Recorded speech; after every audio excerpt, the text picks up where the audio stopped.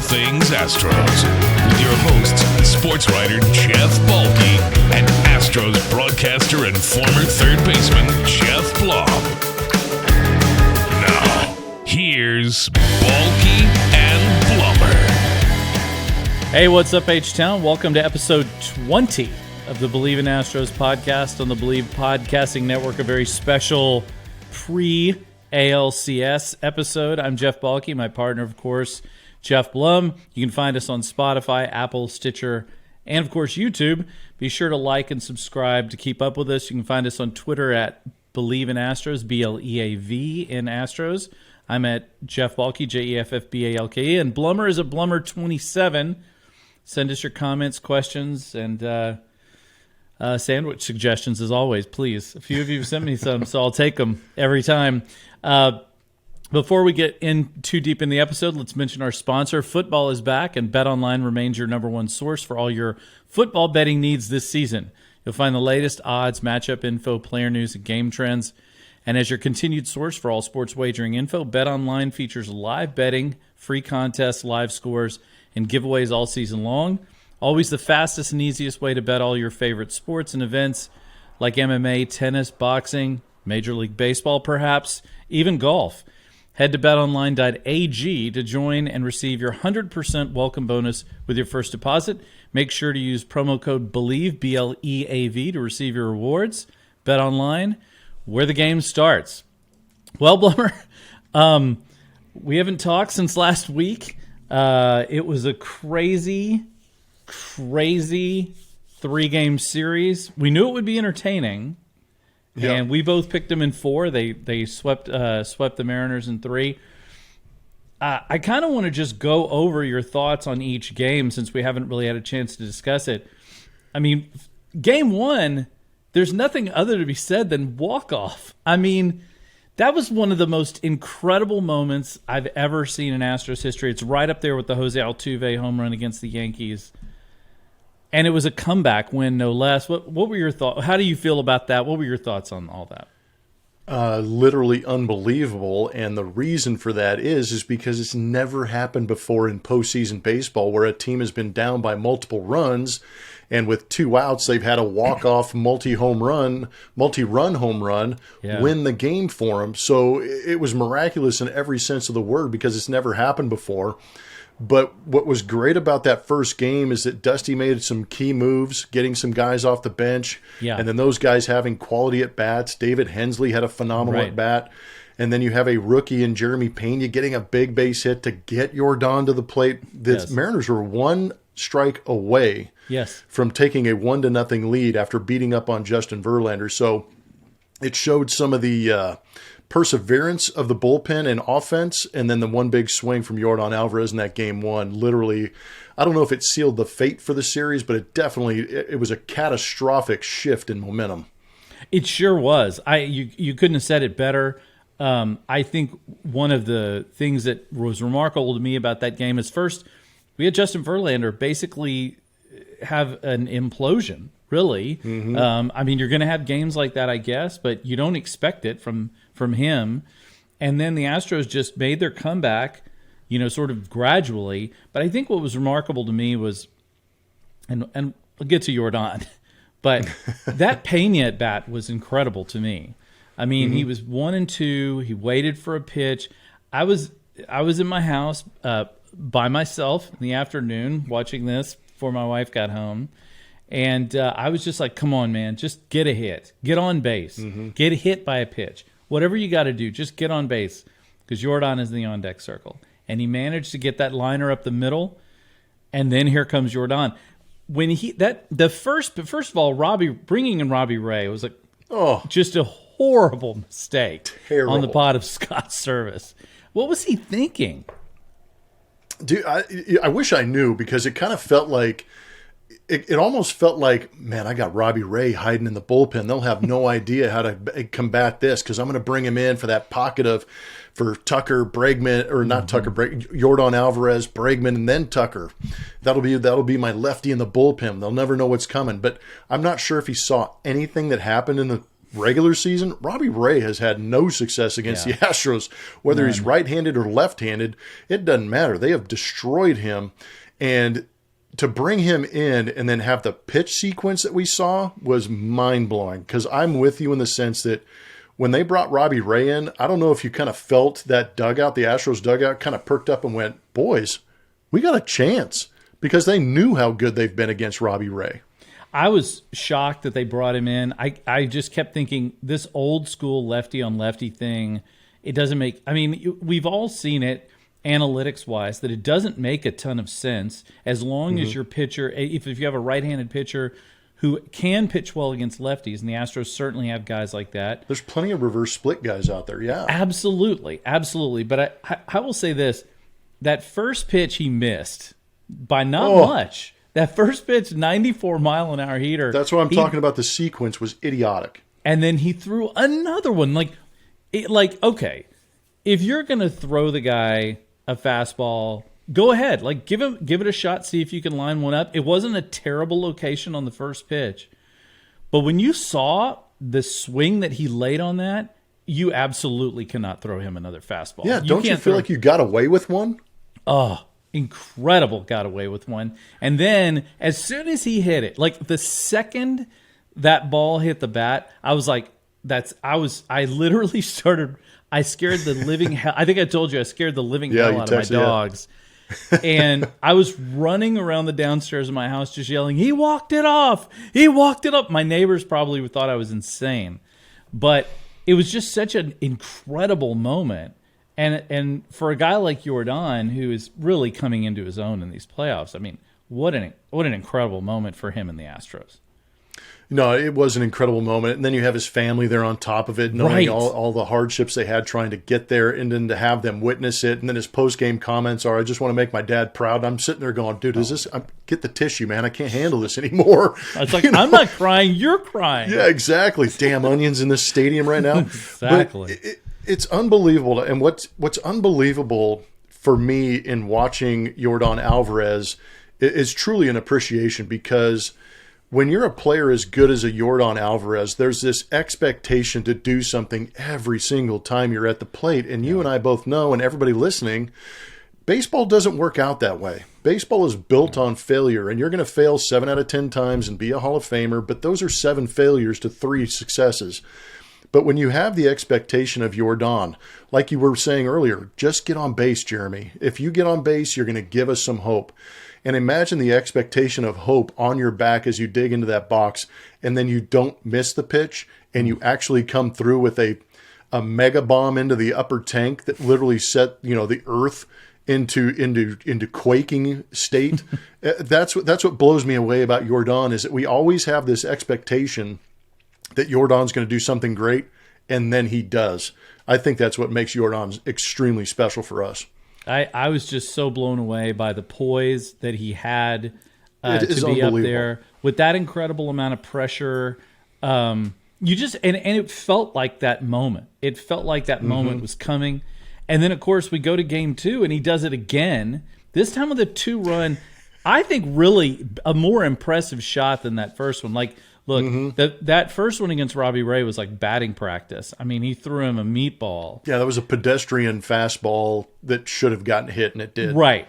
The pitch that he hit out in game 2 was off the plate, away.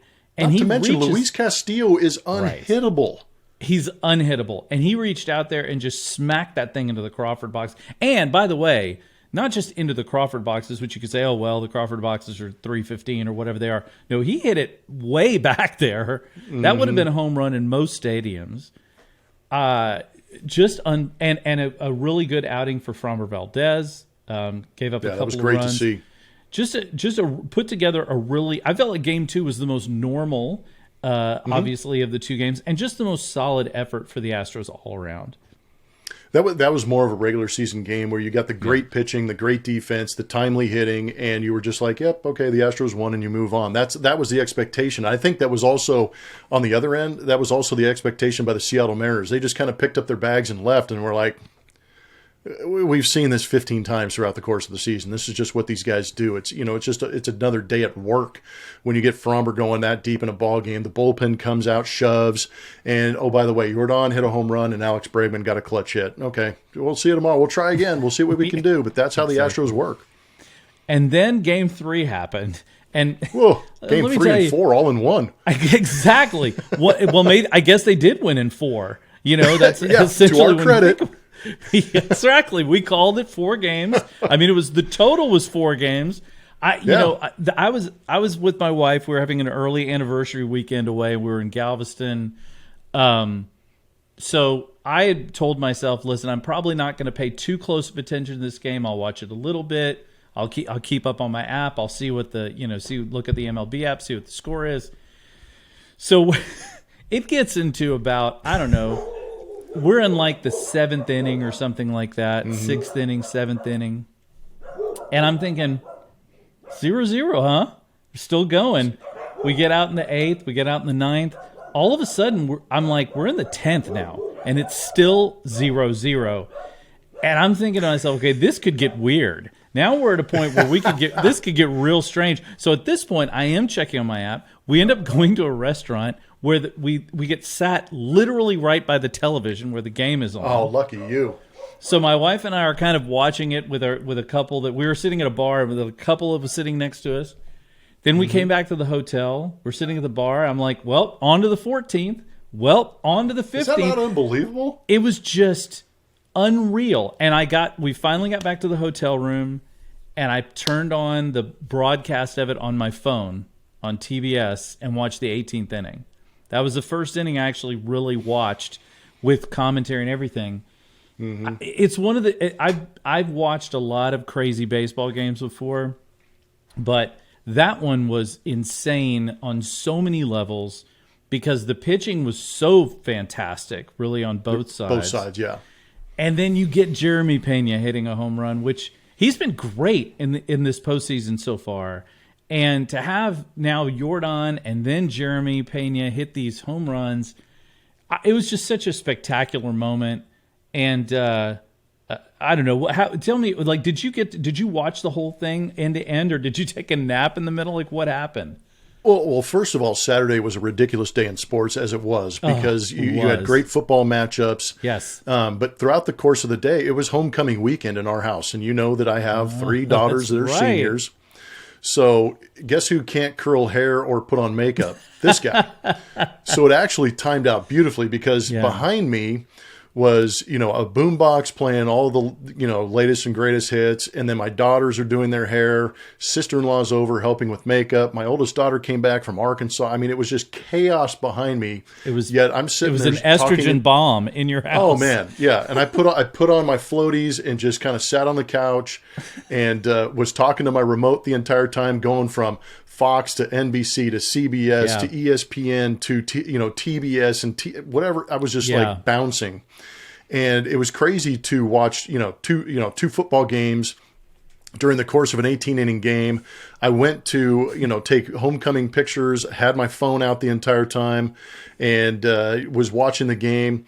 They take pictures for about an hour and a half. We go to dinner, and like you, we were in the vicinity of a TV, so I was able to happily eat dinner and watch the game. But it seemed like, with nothing going on, those were pretty mundane innings and extra innings. It was crazy to see that, there weren't really any threats, but you go 18 innings and the Astros keep the Mariners to 7 guys in scoring position, what, are you kidding me?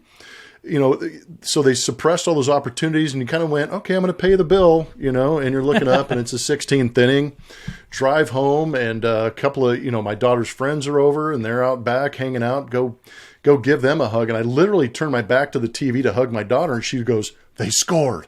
And that's when Jeremy Pena hit the home run, and Luis Garcia goes out there and does what he's done for the first 5 innings, is just whap, whap, shove, slider, cutter, and all of a sudden we're going to the ALCS for the 6th straight time. It was amazing. Yeah, it was just an incredible day. I mean, did you in celebration, did you tear down a goalpost and throw it in a river? Because I know, dude. Seriously, right? Yeah. I mean, if I'm tearing down a goalpost, I'm putting that thing in the front yard. I'm calling the HOA and I'm paying the fine. I'm like, bro, check this out. I got a goalpost. I was like, where were they playing that game? Philly? Like, it's like, I mean, so yeah, it's like there was all this stuff. You're right, all this stuff going on, and to me, the Astros, like you summed it. First of all, Lance McCullers was brilliant, and I think it gets overlooked because of how long it was. It felt like a week ago that he pitched, literally, and it was just earlier that day. It shouldn't be overlooked because I don't cuss too often in my tweets, but I sent out a tweet saying he was throwing FU type stuff, and he was dominant. Oh, no, he was ridiculous. And then Luis Garcia pitches game 2 and comes in for 5 innings and just ruins everybody. I mean, the Mariners. Look, the Astros were not great offensively. I think they stranded like 11 guys and runners, 9 guys in scoring position with 2 outs. So not great situational hitting for the Astros until Pena got the 1, but the Mariners were pitching pretty well. They weren't putting things in a position for the Astros to get big swings on them. They didn't barrel up a lot of pitches, but the Astros pitching was just insane. I mean, it was brilliant, shut down. Absolutely, they were out of their league against those Astros pitchers. Well, the bullpen in that Seattle series. Against Seattle in that series gave up 1 run, and it was Christian Javier, the home run to Suarez. Right. But to have 2 games in 1 in game 3, and then have all the leverage situations that they had, game 1 they pitched well enough to keep that game within reach and allow them to come back, and then they went shutdown mode in game 2. And then you saw in game 3, they had to extend that game and keep it where it was. It wasn't keep them within range. It was keep that game where it was because it was on the road. They didn't allow 1 good swing by the Seattle Mariners. But to go through those 3 games and have the run differential as small as it was and have the bullpen perform as well as it did, that's what sealed the series. And I think that's what gives me a lot of promise looking forward. Yeah, same here. And props to Seattle fans who had not gotten a chance. Damn, they stuck it out. I mean, they were there. They were on their feet the whole time. It was really pretty. The biggest mistake Seattle made was that Houston "We Are a Problem" T-shirt. That was the dumbest thing that they could possibly do. Beyond that, also getting offended when the Astros said "See you next year," SEA. Like, come on, man. Y'all been razzing things. Y'all been sending all kinds of crazy doing hate it tweets all year. Who cares? Just let it go. Oh, well, that's not classy. Oh, I'm sorry. When did Twitter become classy? Right? Exactly. Kidding me? If you want classy, stay off the internet. That's all I can tell you about that. Save yourself.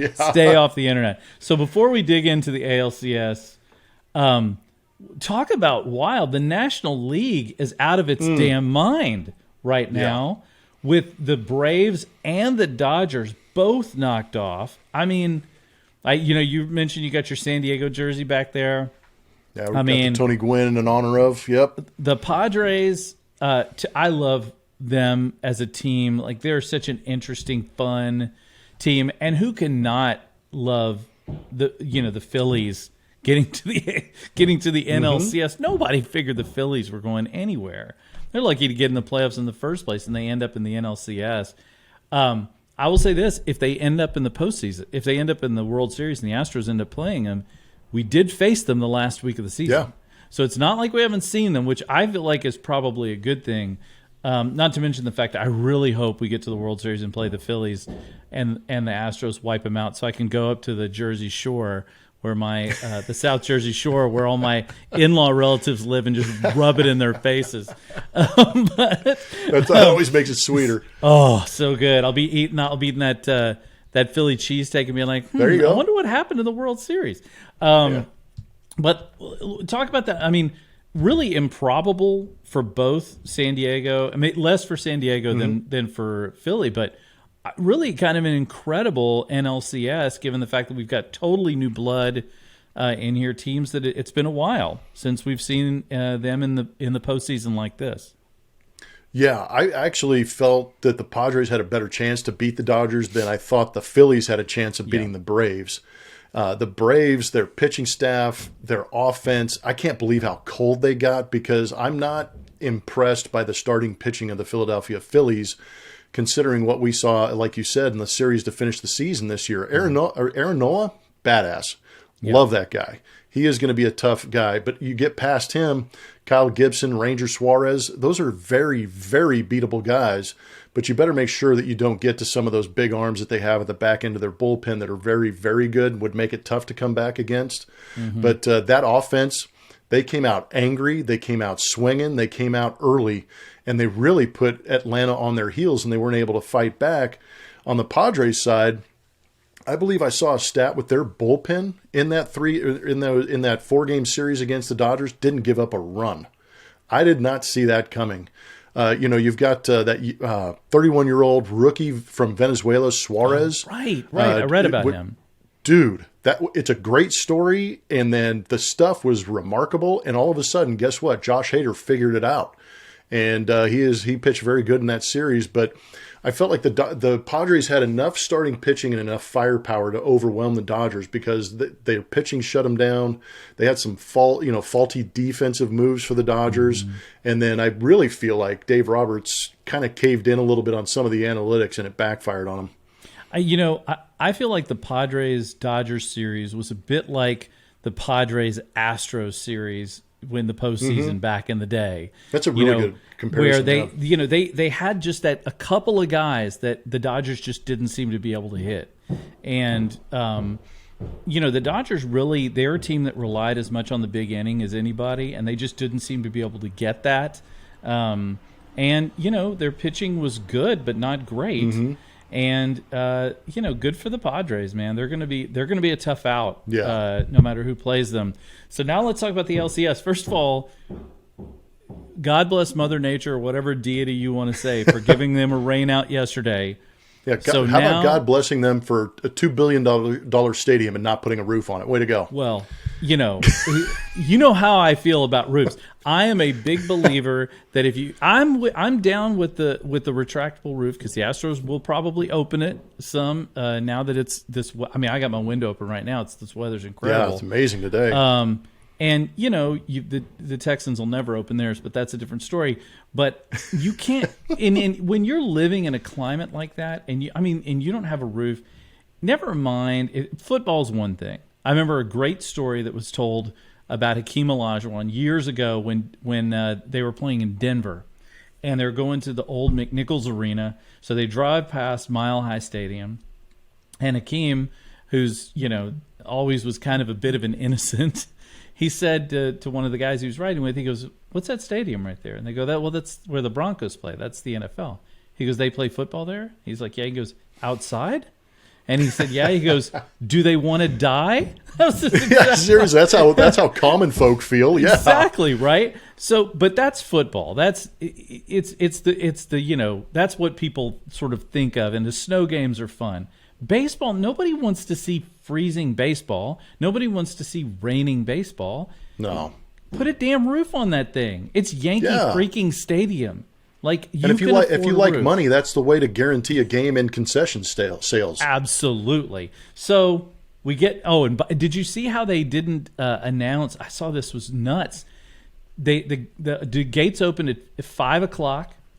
The game they didn't announce it until like 9. 9:30 is when they said it. They said at 6:30 that there would be a delay. Game was supposed to start at 7. They said at 6:30 there would be a delay. They did not mention anything. No announcements, no updates until 9:30. They kept people in the stadium for 3 hours while it just rained and they had nothing to do. That's like house arrest, man. What are we doing? It's just so stupid. So we got Game 5 tonight, or excuse me, tomorrow night. Tomorrow night. What's going to happen? Like, who's going to win this? The Guardians have been pretty remarkable in this series, and the Yankees have had problems. I mean, Aaron Judge has been striking out all over the place.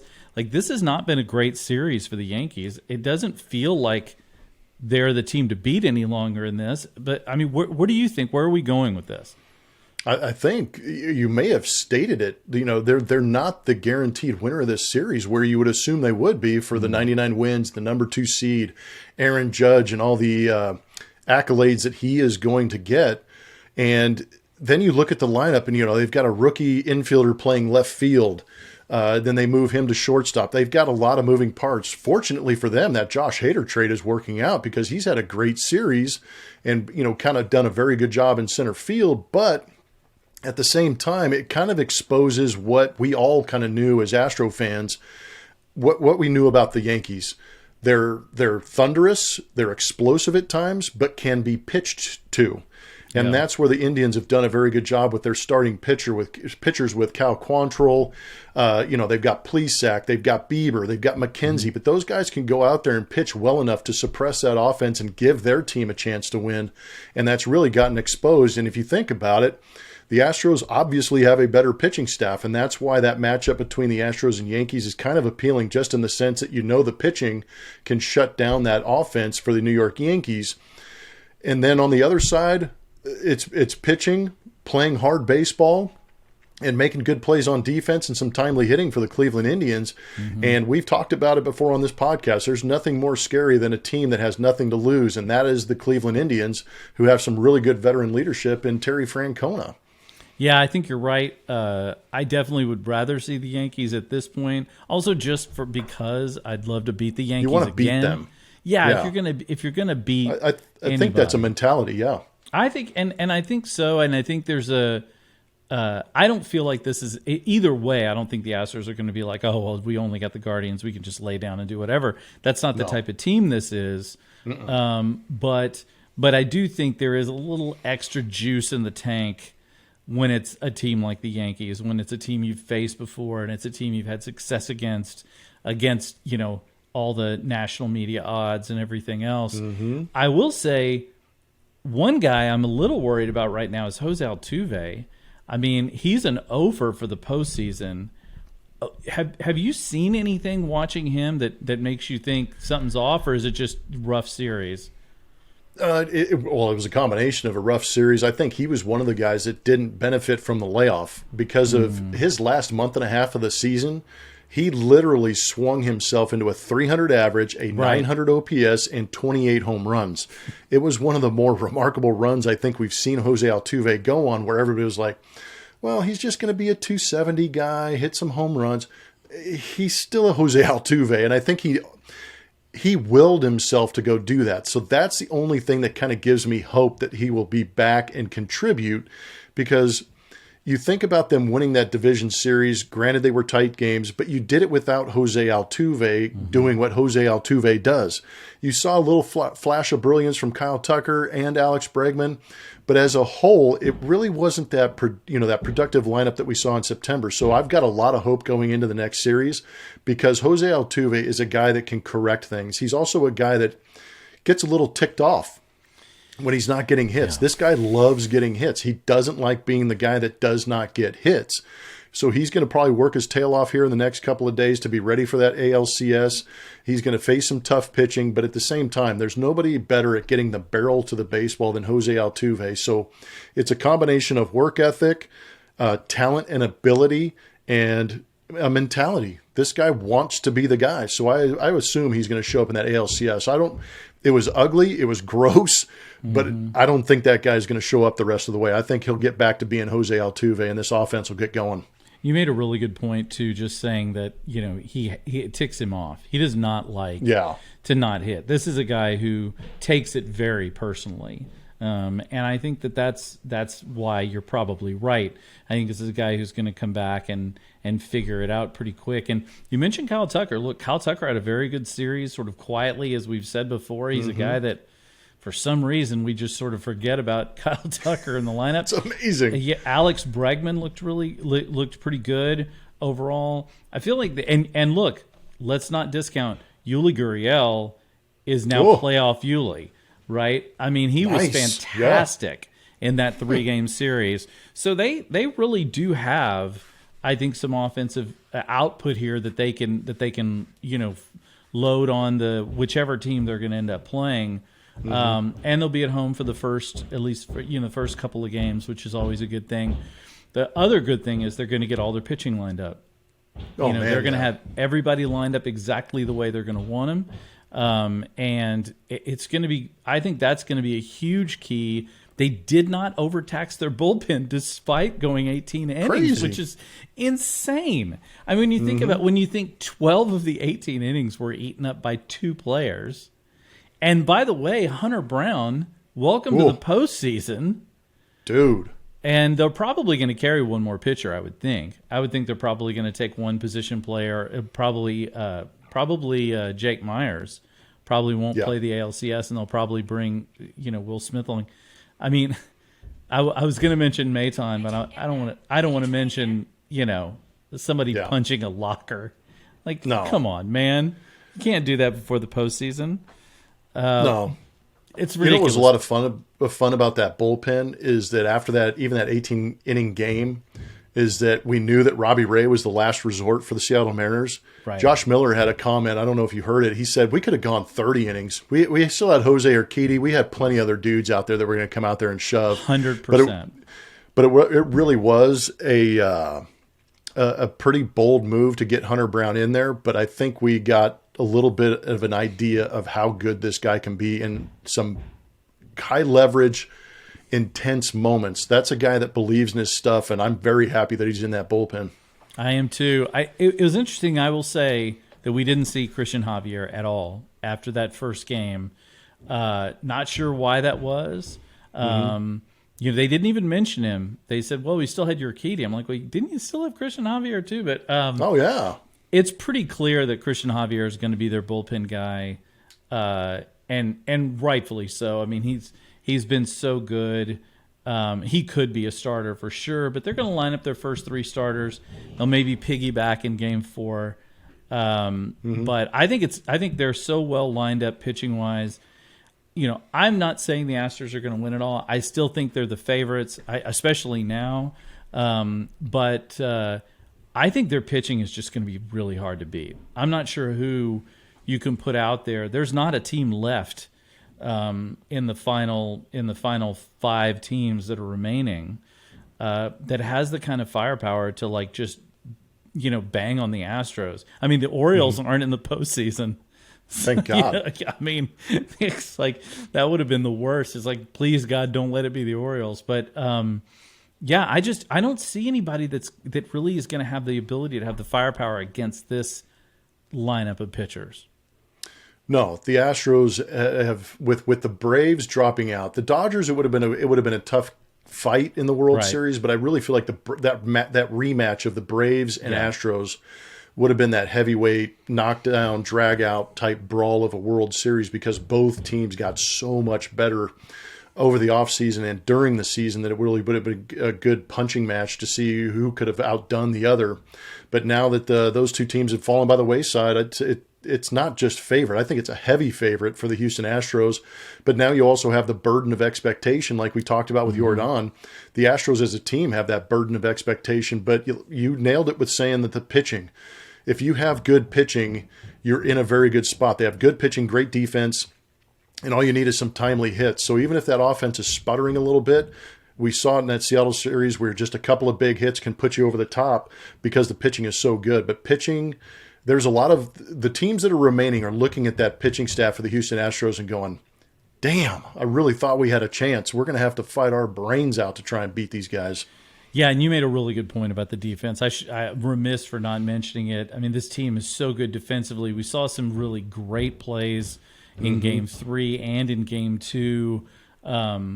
This especially on the infield. I mean, that double play that Yuli Gurriel had, where he snagged that ball in the air and then touched for. I mean, it was as big a play as you'll see. Just really, the Astros are such a well-rounded team.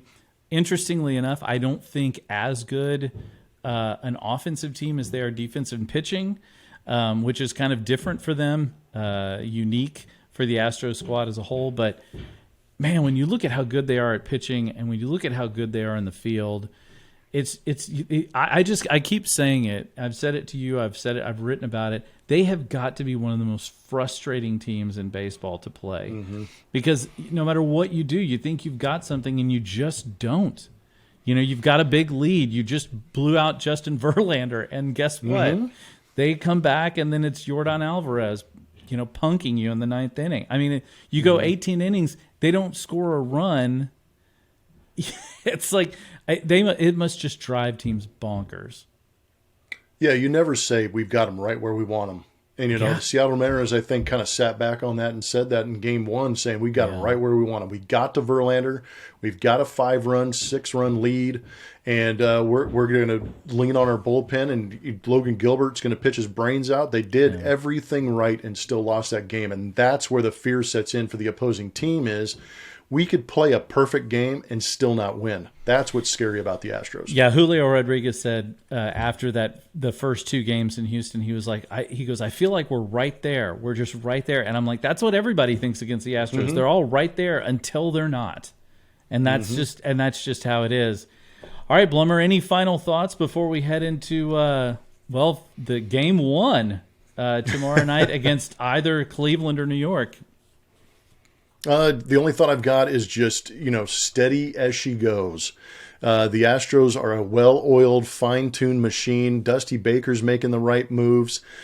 Don't be surprised if you see David Hensley get a couple more at-bats, maybe in that DH spot. Maybe. I'm just going out on my own limb right there, making that call. Yeah. Mancini struggled a little bit. Diaz struggled a little bit. But Hensley, in a 7-game series, throw him out there. See what you can do a little bit. He's had some great at-bats, especially in some tough situations, but just steady as she goes. Just keep being the Astros, and everything will work out. Well, Blummer, I couldn't have said it better myself. Thanks, everyone, for joining us. We should be back on Friday, hopefully this week, to hit up some more information about this series and find out where we are after 2 games. And lots more to come. Special shout-out to Bet Online, our sponsor. Give us a follow, drop us a comment, hit that subscribe button, and get ready. The ALCS is upon us. It's the best time of year if you're a baseball fan. We'll talk to you soon. Go Astros.